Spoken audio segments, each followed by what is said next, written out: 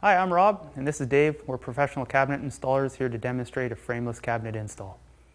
Some of the tools that you're going to need for this job are miter saw, jigsaw, table saw, hole saw, level, square, screwdriver, compressor, pin nailer, drill, drill bits, and electric planer.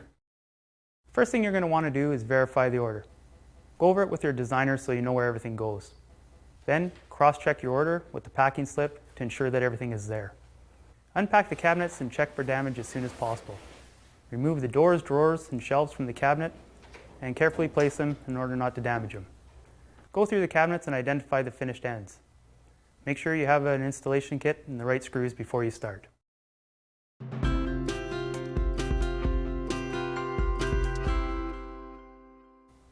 When preparing for your install, you're going to want to locate and mark each stud. Then check the corners to make sure your walls are square. Then find the high points and low points of your kitchen. Make sure you set your cabinets for the heights of your dishwasher and stove. In extreme cases, you may need to cut the cabinet or shim it on the other side to make it level.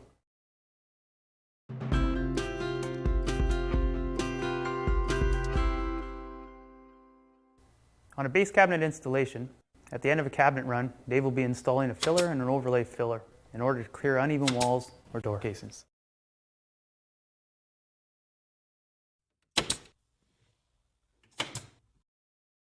On blind corner cabinet installations, you'll need to pull the cabinet away from the wall as well as install a minimum 2-inch filler so the drawers will clear the handles.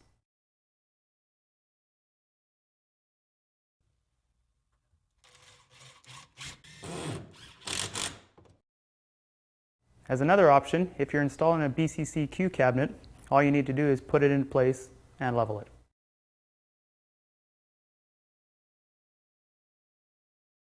Another option is a BCC unit. Dave's installed plywood strapping against the wall to help support the back of the countertop. By butting up the cabinet beside it, it helps keep your cabinet square. As with all corner cabinet installs, you will start your installation from the corner and work your way out.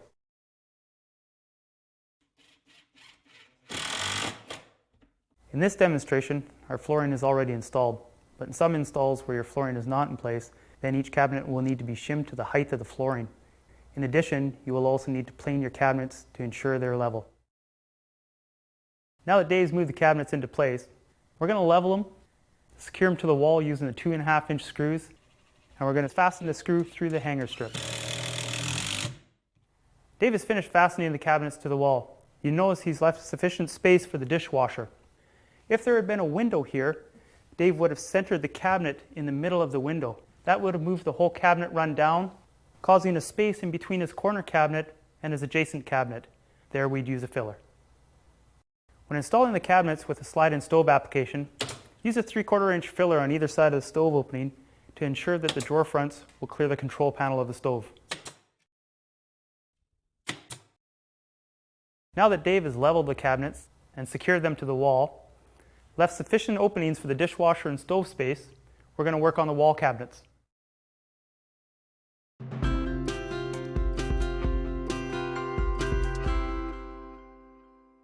When installing wall cabinets, the same rules apply as base cabinets.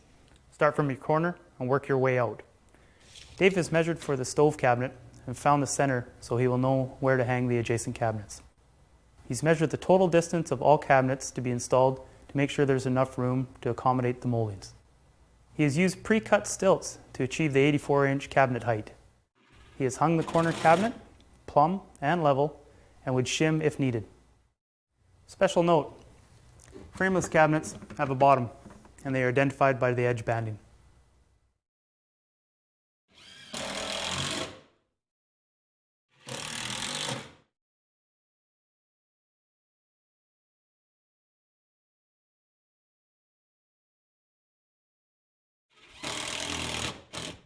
Now you see that Dave has finished installing the wall cabinets and has installed the fillers into the empty places. In this process, Dave has taken care to shim the cabinets to allow for a straight line. This will allow proper molding reveal. He has also installed the refrigerator cabinet to the full height panels. Dave cut the panels to the appropriate height and attached the left panel to the refrigerator cabinet to act as a support. He has also blocked the top of the refrigerator cabinet to suspend the cabinet on the full height panels. He then lifted the unit into place and attached it to the cabinet run. He removed the blocks from the top and installed the final filler.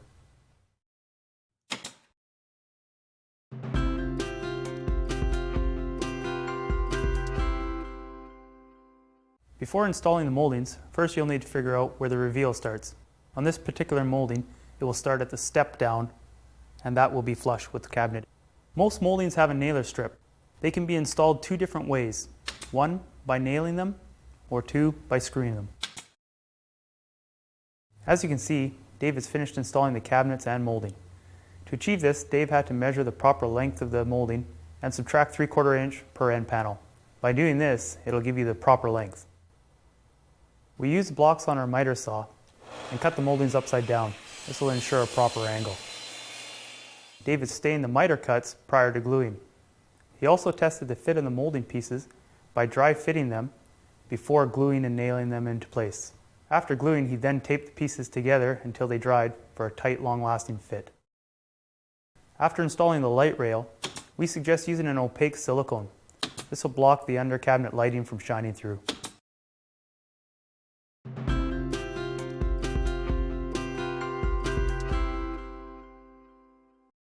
Now that Dave has finished installing the moldings, he has to work on the door hinge adjustments.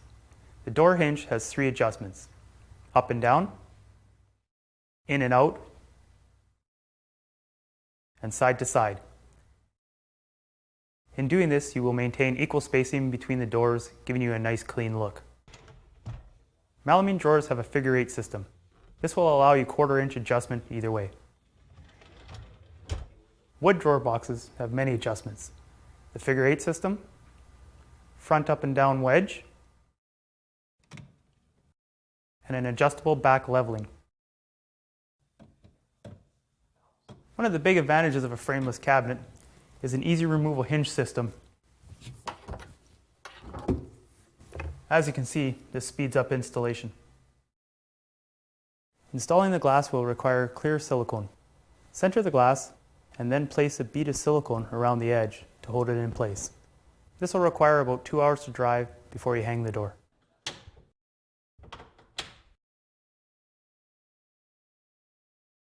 Install all toe kicks after the flooring has been completed. Each toe kick should be cut for length between the cabinets. Keep in mind you'll have to subtract the under panel molding from the overall length of the toe kick. For best results, miter the toe kick the same as you would the moldings. Nail the toe kick molding at the top of the cabinet's toe kick with your pin nailer to hide all pinhole nails. In a customer care kit, there is a marker, a putty stick, and scraper. They're all for touch-ups. The marker is used for scratches and minor damage. The putty stick is used for chips and gouges. This will be filled in with the putty stick, then scraped smooth with a scraper. The final step to your installation is installing the hardware. First, you'll either need to purchase or make a gauge. This will speed up the hardware installation. What you want to do is center your gauge on the drawer front, measure equal distance, and drill for hardware.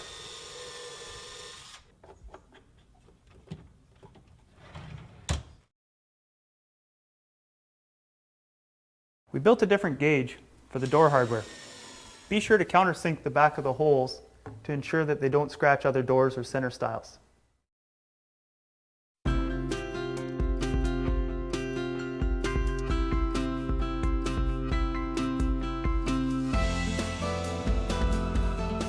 This concludes our install demonstration. We've enjoyed walking through the process of installing frameless cabinets with you and hope that you picked up some good tips and tricks that will help you on your next cabinet project. Thanks for watching.